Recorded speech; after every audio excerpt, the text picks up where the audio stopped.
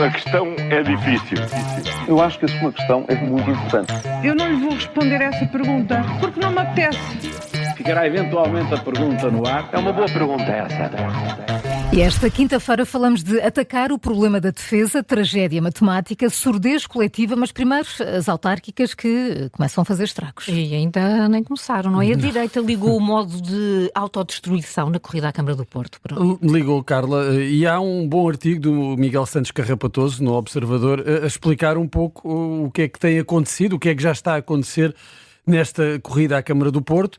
A direita ligou esse modo de autodestruição e os danos podem já ser irreparáveis, apesar de ainda estar longe.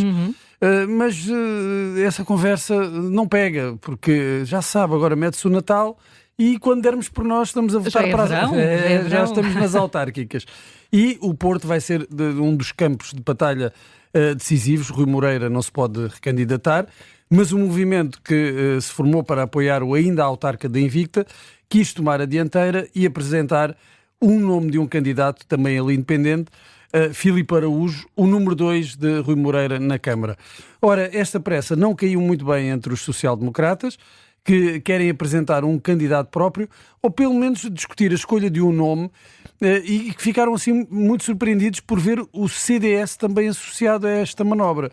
Mas os centristas também ficaram surpreendidos ao ponto de emitirem um comunicado a dizer que não aprovaram a ideia de ter um independente de novo à frente de uma candidatura apoiada pelo CDS. Sem fazer grande coisa, parece que é o mais que provável candidato do PS, Manuel Pizarro, quem vai à frente. Basta aproveitar os erros dos adversários e ficar sentadinho. E quantas vezes é que é preciso dizer que se está de fora da corrida para ser levado a sério? É verdade, é uma boa pergunta, Maria João, não é? Estamos naquela fase das eleições presidenciais e autárquicas também, não é? Em que se vai especulando então sobre possíveis candidatos e quando se trata da corrida a Belém é inevitável, obviamente, nos últimos anos que apareça o nome de Pedro Passos Coelho em qualquer texto ou qualquer sondagem sobre o tema. Bom, então e o próprio já agora, não é? Quer ou não quer ser candidato, já que a decisão é sempre pessoal.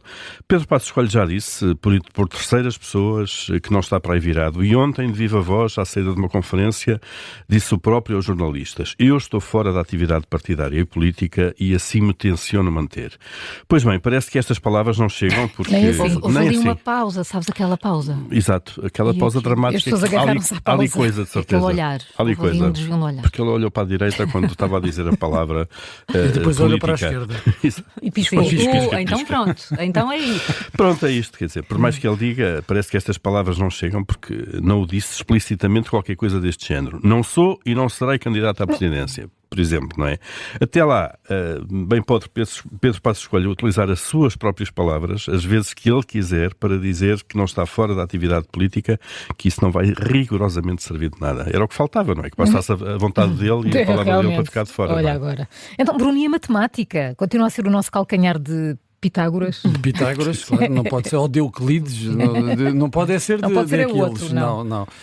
Os nossos pesadelos são com a matemática. Os meus também eram, por isso é que fui para letras. Os meus também. Os nossos alunos do quarto... com hipotenusas e catetos. É isso. Sonho não, pesadelo. Vinha uma hipotenusa atrás. Bem, os nossos alunos do quarto e do oitavo anos... Era tão feia a hipotenusa. Tinha umas escorregadelhas. Agora a sério, coisas sérias. Sim. Os nossos alunos do quarto e do oitavo anos estão piores a matemática e pior do que isso, não gostam de estudar matemática e isso também explica não só os resultados, mas também depois o trajeto académico que fazem ao longo da vida. Estas são as principais conclusões no que ao nosso país diz respeito do TIMSS, que é o Tendências no Estudo Internacional de Matemática e de Ciências, que é um estudo realizado de 5 em 5 anos e que em Portugal se baseia nos resultados de mais de 5 mil jovens de 164 escolas. Em matemática, os alunos do oitavo ano estão abaixo da média internacional, os do quarto estão acima, mas ambos caíram face aos resultados de 2019. Ora, olhando para o ranking dos 44 países que participaram neste estudo, Portugal, no oitavo ano, nos alunos do oitavo ano, ocupa o 26º lugar em matemática e o 17º em ciências, e no quarto ano é 26º novamente a matemática e 29º a ciências.